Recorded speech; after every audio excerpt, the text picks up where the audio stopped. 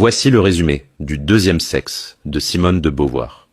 Si cette vidéo vous intéresse, likez, abonnez-vous et dites-moi en commentaire quelle œuvre féministe vous aimeriez que je résume prochainement. Mais au fait, pourquoi cette phrase « on ne naît pas femme, on le devient » a-t-elle bouleversé notre compréhension des relations entre les sexes et reste-t-elle révolutionnaire 70 ans après sa publication? Je vous donne la réponse à la fin de cette vidéo. Alors voici l'essentiel. Publié en 1949, Le deuxième sexe est l'œuvre majeure de la philosophe existentialiste française Simone de Beauvoir. En 2 volumes denses, elle y analyse la condition féminine à travers l'histoire, la biologie, la psychanalyse, le marxisme et la littérature. Sa thèse fondamentale est que la femme a été systématiquement définie comme l'autre par rapport à l'homme, considérée comme l'un, le sujet, la norme. Cette altérité n'est pas réciproque. L'homme n'est pas l'autre de la femme. La femme est constamment renvoyée à sa différence, à son statut d'objet plutôt que de sujet. Beauvoir rejette catégoriquement l'idée d'un éternel féminin ou d'une nature féminine qui déterminerait le destin des femmes.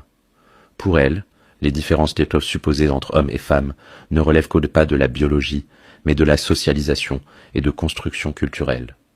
C'est ce qu'elle résume dans sa formule célèbre « On ne naît pas femme, on le devient ». Elle déconstruit méthodiquement les mythes qui entourent la féminité. La maternité comme destinée naturelle, la passivité comme essence féminine, le mystère supposé de la femme. Ces mythes, montre-t-elle, servent surtout à maintenir les femmes dans une position d'infériorité et de dépendance. Dans sa partie historique, elle analyse comment les femmes ont été exclues de la production économique, de la création culturelle et des sphères de pouvoir. Dans sa partie vécue, elle examine les différentes étapes de la vie féminine, de l'enfance à la vieillesse, montrant comment la société façonne l'expérience des femmes.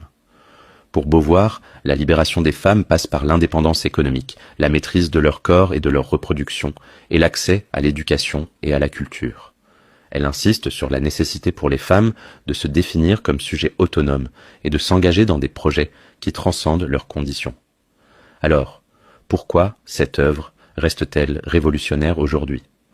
Parce que, en distinguant radicalement le sexe biologique du genre social, Beauvoir a posé les fondements de toute la pensée féministe contemporaine.